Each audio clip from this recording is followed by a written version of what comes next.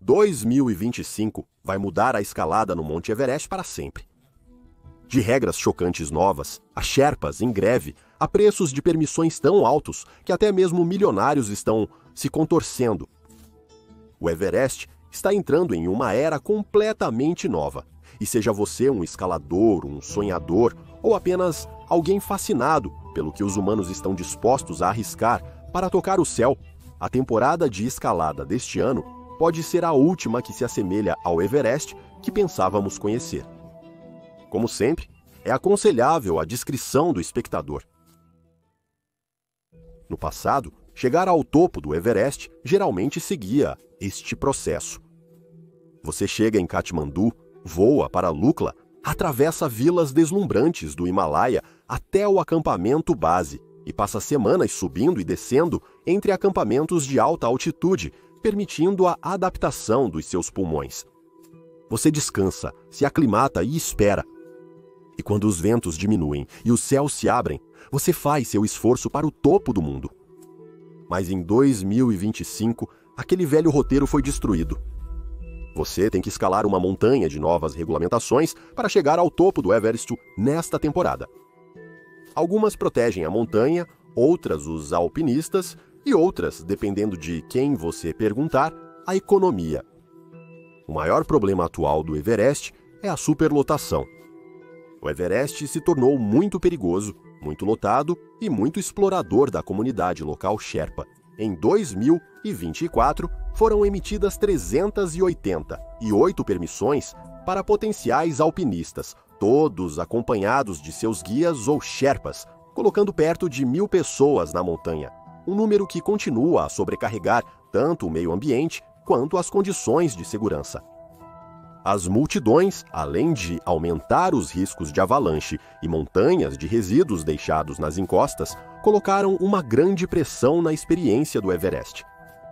E assim, o governo nepalês, na tentativa de lidar com as crescentes preocupações sobre segurança, degradação ambiental e desafios econômicos locais, introduziu uma série de novas regulamentações ousadas para transformar a experiência de escalada do Everest para 2025 e além. O mais notável é o aumento drástico nas taxas de permissão. A partir de 1º de setembro de 2025, o custo para escalar o Everest durante o outono saltará de dólares americanos 11.000 para dólares americanos 15.000 por pessoa. Isso é um aumento de 36%.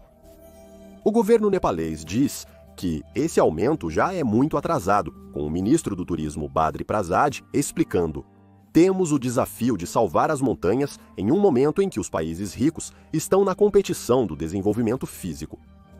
O Nepal emite permissões para escalar o Everest desde os anos 50, mas este é o primeiro grande aumento de preço em mais de 10 anos. O aumento da taxa visa equilibrar a receita do turismo com a preservação ambiental no Nepal. Para muitas comunidades nepalesas, essas montanhas têm significado espiritual. Muitos locais consideram montanhas como Everest e Annapurna divindades, frequentemente orando voltados para elas. Portanto, a responsabilidade do Nepal em proteger essas maravilhas naturais dos possíveis impactos negativos do aumento do turismo não é apenas ambiental ou econômica, é também espiritual. Mas isso é apenas o início das mudanças. Talvez a nova regulamentação mais polêmica seja esta: não é mais permitido escalar sozinho. Segundo o Kathmandu Post, o governo do Nepal agora proíbe totalmente expedições solo em montanhas acima de 20 e 6.000 pés, incluindo o Everest. Durante anos, as escaladas solo foram o objetivo dos melhores alpinistas do mundo. Era a conquista individual definitiva, mas também era incrivelmente arriscado. Nessas alturas, a escalada solo significa que você está fixando seus próprios ancoradouros e ajustando suas cordas através de enormes fendas, sem ninguém para verificar seu trabalho. Você toma decisões cruciais, com um cérebro privado de oxigênio, enquanto seus dedos congelam e ficam dormentes. Quando uma tempestade repentina atinge e você está encolhido sozinho em sua barraca, a 28.000 pés, Com a lona batendo violentamente em ventos de 40 graus negativos, não há ninguém para ajudar. Se você escorregar em uma crista gelada, não há ninguém para te pegar. Quando a hipotermia se instala e seus pensamentos se tornam perigosamente confusos, não há parceiro para reconhecer os sintomas e forçá-lo a descer. Cada onça de equipamento que você carrega, cada decisão de rota que você toma, cada momento de sofrimento, tudo depende de você. É isso que torna as escaladas solo do Everest tão impressionantes. Agora, esse desafio ele está sendo legislado para ser eliminado. As novas regulamentações afirmam que cada alpinista deve agora ser acompanhado por um guia nepalês, com uma proporção de pelo menos um guia para cada 2 alpinistas. Na verdade, não é uma regra nova. A proibição foi introduzida em 2017, mas durante anos a aplicação foi inconsistente. Com a documentação adequada ou acordos discretos com empresas de expedição, Climber ainda encontrou formas de realizar isso por conta própria. Então, o que aconteceu? Algo levou o governo a adotar uma postura muito mais rígida. Desvio neste trem caótico. Para mais histórias cruas e sem cortes, junte-se à comunidade Extreme no Patreon. Vejo você no limite extremo. Em 2023, 478 alpinistas receberam permissões para tentar o cume do Monte Everest. Um deles era Szilárd Zsuhada, um montanhista de 40 anos da Hungria. Szilárd era um dos montanhistas de alta altitude mais realizados da Hungria. Na década anterior, ele havia alcançado com sucesso o cume do Broad Peak, K2 e Lodz, sem oxigênio engarrafado ou apoio pessoal de Sherpa.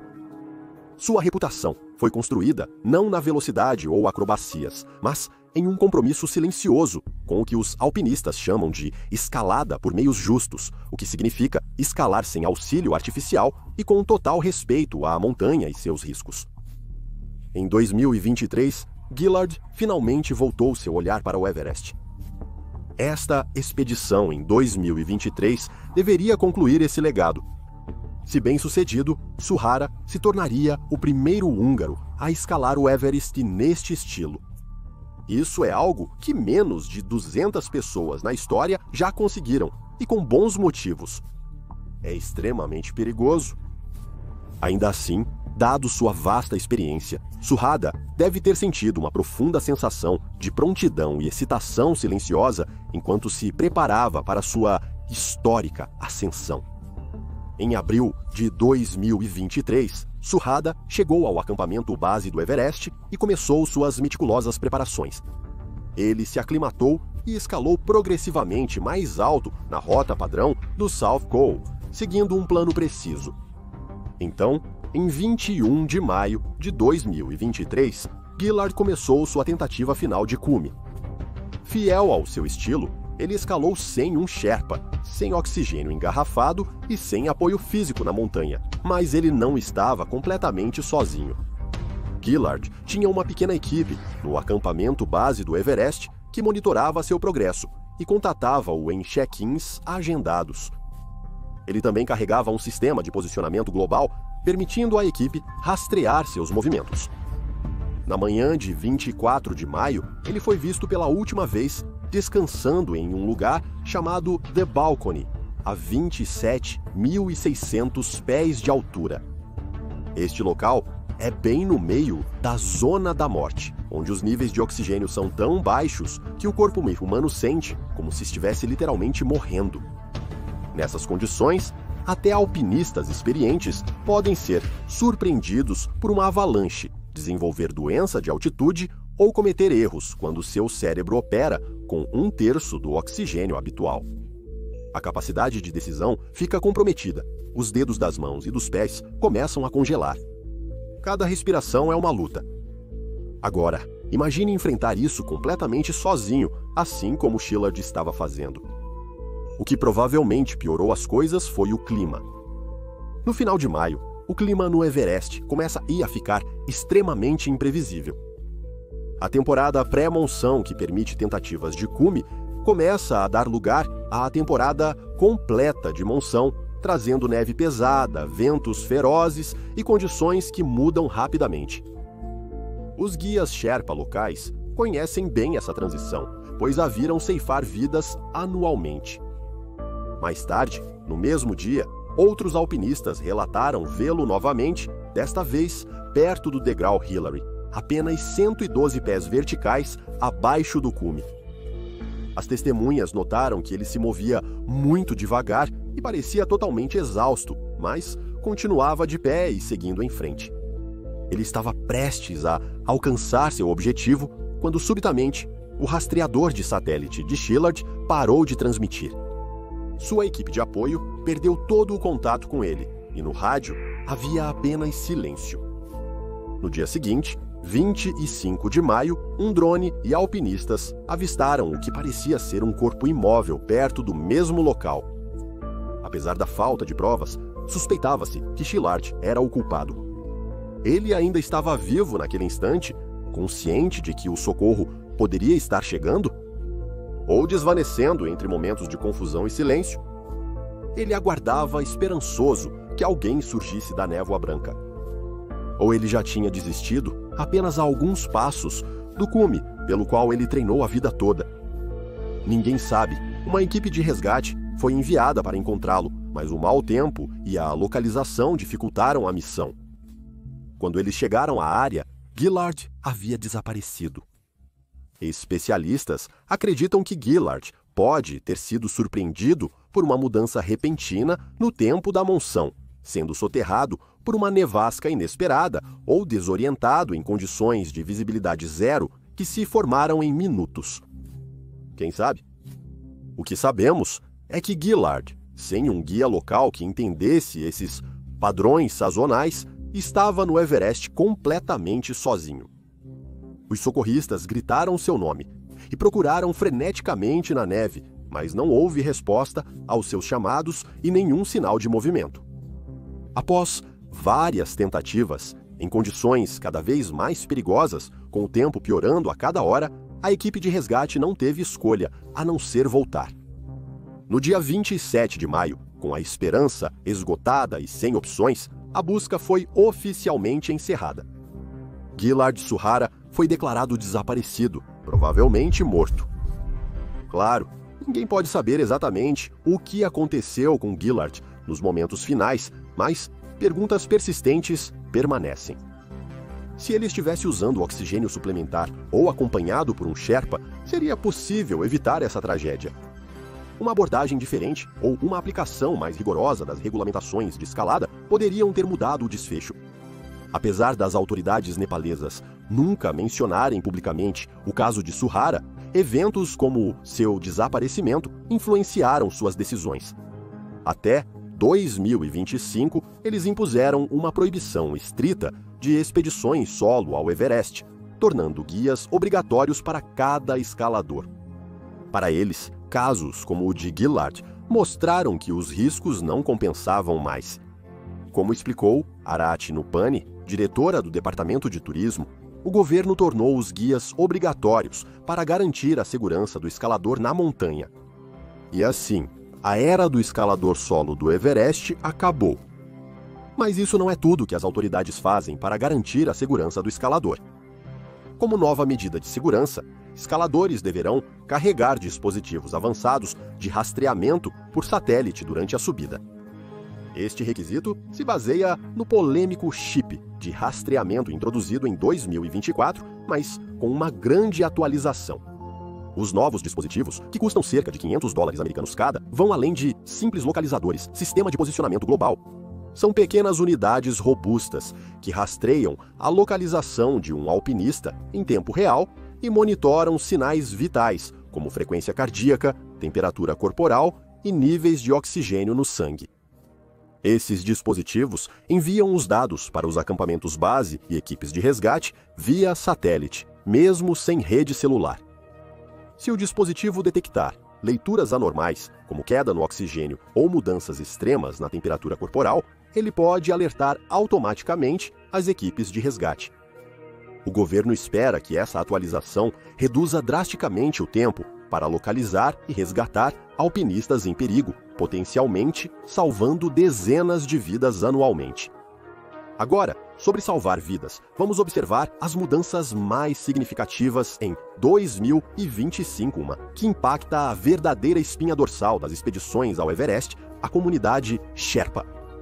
Ao pensar no Monte Everest, as pessoas geralmente imaginam os alpinistas que alcançam o topo. Mas os verdadeiros heróis por trás de cada escalada bem-sucedida são os Sherpas, os heróis ocultos do Everest. Os Sherpas são um grupo étnico da região de Solukhumbu, no Nepal. Eles vivem nos Himalaias há séculos, nas fronteiras do Nepal e do Tibete. Os Himalaias são a casa deles. Com o tempo, eles desenvolveram características físicas que lhes permitem sobreviver e prosperar em altas altitudes. Seus corpos são adaptados a baixos níveis de oxigênio, o que os torna excelentes escaladores. Isso os torna valiosos em expedições em montanhas, especialmente no Everest. Os Sherpas atuam como carregadores e guias no Everest. Os carregadores levam equipamentos pesados, como tendas, comida, tanques de oxigênio e suprimentos, do acampamento base aos acampamentos mais elevados na montanha. Muitos carregadores transportam cargas de até 88 a 110 libras, às vezes fazendo várias viagens em uma temporada. Já os guias Sherpa são encarregados de conduzir os alpinistas na subida da montanha. Eles conhecem as rotas, como navegar por seções perigosas e onde colocar as cordas. Os guias também garantem a segurança dos alpinistas, observando o clima e o terreno e dando instruções importantes. Como eu disse, o Himalaia é a casa deles, enquanto os alpinistas estrangeiros o tratam como o objetivo final de suas vidas, uma aventura. Para os Sherpas, é o trabalho deles. Eles realizam múltiplas viagens de ida e volta ao Everest em uma única temporada. Para compreender a importância e o árduo trabalho dos Sherpas, considere o seguinte: quando um alpinista estrangeiro chega ao cume, ele geralmente atravessa a perigosa cascata de gelo Khumbu apenas 2 ou 3 vezes. Um Sherpa trabalhando na mesma expedição, eles podem atravessá-lo de 20 a 30 vezes em uma temporada, com tanques de oxigênio, montando cordas e levando equipamentos para acampamentos mais altos. A matemática é brutal. Das 335 pessoas que faleceram no Everest entre 1922 e dezembro de 2024, 129 eram Sherpas, ou cerca de 1/3 do total. Apesar de os Sherpas serem uma pequena porcentagem das pessoas no Everest, eles representam 1/3 das tragédias, evidenciando o alto risco que enfrentam. São probabilidades que seriam inaceitáveis em quase todas as outras profissões. Mesmo com os riscos enfrentados, os Sherpas recebem muito menos do que os alpinistas pagam pelas expedições. Uma expedição ao Everest pode custar até $100 mil para um alpinista. Enquanto isso, os Sherpas normalmente recebem de $2 a $6 mil por temporada. Essas duras realidades econômicas geraram um crescente descontentamento na comunidade Sherpa. Você arriscaria sua vida 30 vezes em uma das seções mais mortais da montanha por uma fração do que as empresas estrangeiras de expedição ganham? Imagine carregar cargas de 100 libras em terrenos mortais onde mal se consegue respirar, tudo por um salário muito inferior ao de empregos mais seguros.